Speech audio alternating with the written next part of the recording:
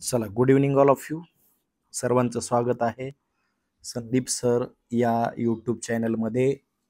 तर आपण सकाळी जो व्हिडिओ बनवला होता मॅथसाठी 90 दिवसाचं मॅनेजमेंट, आता इंग्रजीचं सुद्धा टेन्शन घ्यायचं नाही बाळांनो. आज इंग्रजीच्या या व्हिडिओमध्ये तुमचं भरपूर असं टेन्शन मी कमी करणार आहे. पेपर कसा सोडवायचा आहे, त्याचं मॅनेजमेंट कसं लावायचं ही गोष्ट लक्षात ठेवा. सगळ्यात पहिले पेपर पॅटर्न व्यवस्थित जाणून घ्या. तर लँग्वेज स्टडी हा पहिला सेक्शन असला,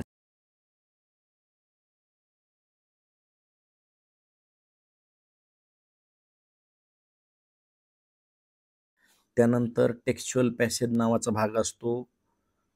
2 पॅसेज आहेत, त्याला जातील 30 मिनिट्स. त्यानंतर कविता आहे, त्याला जातील 20 मिनिट्स. त्याच्यानंतर तुमचा जो पॅसेज आहे टेक्स्च्युअल पॅसेज आणि समरी रायटिंग, त्याला देऊया आपण 30 मिनिट्स. लागत नाहीत, मी एक्स्ट्राचे घेतोय. रायटिंग स्किलला प्रत्येक पॉईंटला 15 मिनिट, म्हणजे 60 मिनिट जातील.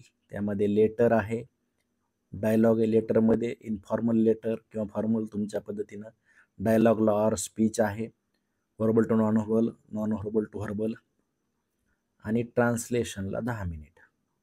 हे पूर्ण जर आपण वेळ कव्हर अप केला तर या ठिकाणी 4 2 6 + 3 9 9 + 6 15 + 16 165.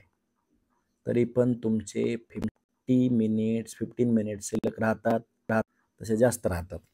आणि ऑरच्या नादी बाळांनो लागायचं नाही. ज्यावेळेस वेळ उरला त्यावेळेसच व्यवस्थित सोडवा. आलं लक्षात? तर ही टाईम मॅनेजमेंट लक्षात ठेवा. या वेळेनुसार आपला पेपर झाला पाहिजे. 80 मार्कचा पेपर आहे. लँग्वेज स्टडीमध्ये शक्यतो A1, A3, A4 आणि A5 हे 4 प्रश्न सोडवत जा, किंवा A6. त्यानंतर इथं काळजी घ्यायची आहे, अल्फाबेटिकल ऑर्डरमध्ये दुसरा प्रश्न सोडवताना या ठिकाणी A2 म्हणायचं होतं मला, A2 A3 बोललो मी, लक्ष द्या इकडं.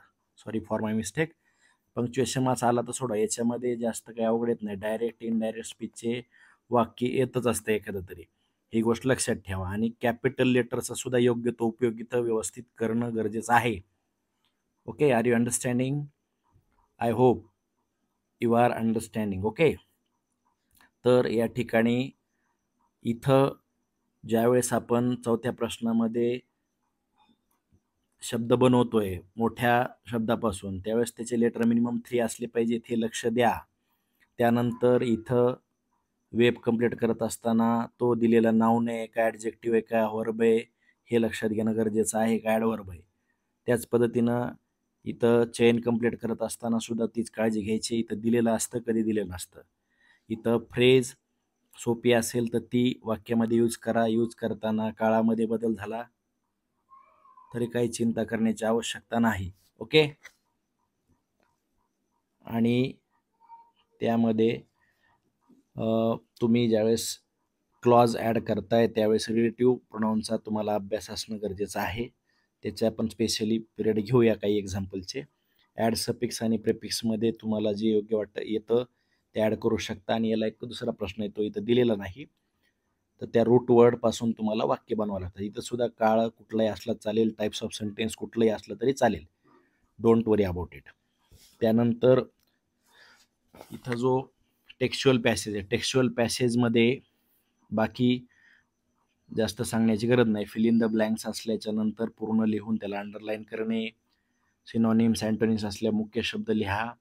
आणि पर्सनल रिस्पॉन्स ज्यावेळेस तुम्ही शब्द घेताय त्यावेळेस त्याच्यामध्ये त्याचा टेन्स, त्याचा टाईप्स किंवा त्याचा पंक्च्युएशन मार्क असेल, आणि शॉर्ट सेंटेन्सेस बट मिनिंगफुल लिहायचं, एवढी गोष्ट लक्षात ठेवा. अलग लक्षात.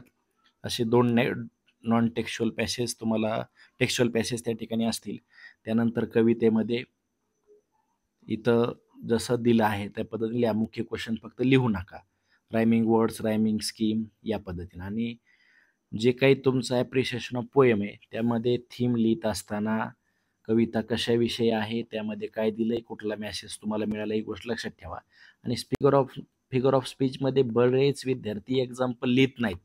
एक्झाम्पल लिहित जा बाळांनो. एक्झाम्पल लिहिल्याशिवाय तुम्हाला 1 मार्क त्या ठिकाणी मिळणार नाहीये.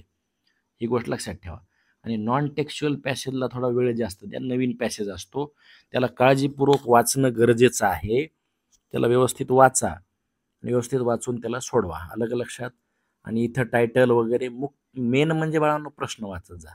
प्रश्न वाचल्याशिवाय तुम्हाला समज जसं आपण घरातून बाहेरून आल्या-आल्या एखादा पिक्चर, टीव्ही चालू असेल, आपण विचारतो काय चालू आहे? म्हणजे जोपर्यंत आपल्याला ते टायटल लक्षात येत नाही, तोपर्यंत आपल्याला ते पाहायला मजा येते का? नाही. तसं टायटल जिथं द्यायचं आहे, जिथं व्यवस्थित पंक्च्युएशन मार्क असेल, अंडरलाईन असेल, कॅपिटल लेटर त्याचा यूज करा. ओके. रायटिंग स्किलमध्ये जाहिरात व्यवस्थित वाचणे, केअरफुली वाचायची. ऑल पॉइंट्स इन्क्लूड करा तुमच्या लिखाणामध्ये आणि जे रूल्स अँड रेग्युलेशन आता तसं व्हिडिओ जसे येतील तुम्हाला ते पाहून त्या पद्धतीनं करा. आपण पूर्ण प्रिपरेशन घेऊ, चिंता करण्याची आवश्यकता नाही. इथं सुद्धा हे मुख्य प्रश्न लिहायचा आहे. काही-काही मुलं डायरेक्ट लिहितात. इथं नंबरचा गोळा असतो, सर कोणता अगोदर लिहू? ते तिसऱ्या नंबरचा आहे तर तो अगोदर तिसऱ्या नंबर लिहा, नंतर 2, नंतर 3, 4 या सगळ्या गोष्टी आपण क्लिअर करत चालू. स्पीच रायटिंग लिहायचं असेल तर ते लिहा, डायलॉग लिहायचं ते लिहा. त्याच्यामध्ये शक्यतो वर्बल टू नॉन वर्बल लिहित जा, सोपं असतं. वेब जशाल तशी काढायची. मनाने पॉइंट वाईज वगैरे नोट्स वगैरे असं काढल्या पद्धतीने लिहायचं नाही. जसं दिलंय तसं लिहायचं आणि न्यूज रिपोर्टमध्ये हेडलाईन, डेडलाईन, बॉडी हे सगळं व्यवस्थित त्या ठिकाणी लिहायचं. स्टोरी असेल तर त्याला मोरल, टायटल या पद्धतीने आणि याच्यात मी जेवढे प्रश्न दिलेत ते पण लिहिणे. इथं शब्दशः अर्थ लिहायचा नाही, कारण इथं जे दिलेलं असतात ते म्हणी आहेत बाळांनो तुम्हाला. प्रोव्हर्ब म्हणतो आपण त्याला. याचे अर्थ शब्दशः लिहायचे नसतात. आणि इथं सुद्धा काळाचा वगैरे सगळा विचार करून टाइप्स ऑफ सेंटेन्स कुठला या सगळ्या गोष्टीचा विचार करणं गरजेचं आहे. ओके. सोपा पेपर असतो. 15-20 मिनिटं तुमचे शिल्लक राहतात आणि सगळ्यात महत्त्वाची काळजी घ्या इथं. तुमचं जरासं